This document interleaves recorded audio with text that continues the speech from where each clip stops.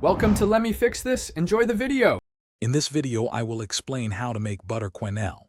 First, gather your essential tools: 2 spoons, a bowl of ice water, and softened butter. It's crucial that your butter is at the right temperature, ideally around 65 degrees Fahrenheit, for optimal shaping.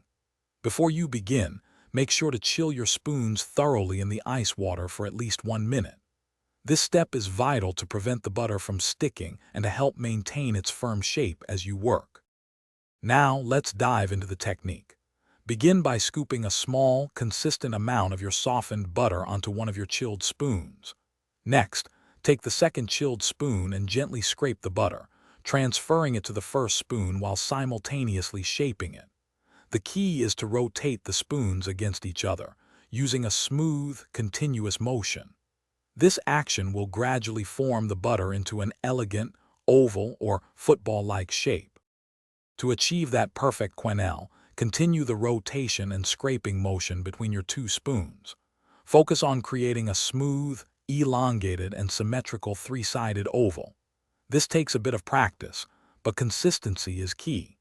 If at any point the butter starts to stick to your spoons or becomes too soft to hold its shape, simply dip your spoons back into the ice water for a few seconds. This will re-chill them and make the butter easier to work with. Once your quenelle is perfectly formed, carefully transfer it from your spoon onto a serving dish. You can arrange multiple quenelles artfully to create a truly elegant and professional presentation for your guests. These beautiful butter shapes are ideal for serving alongside bread, pastries, or any dish where a touch of sophistication is desired. For the best results, serve your quenelles immediately or keep them chilled until you are ready to use them. Thanks for watching. If you found this helpful, don't forget to like and subscribe.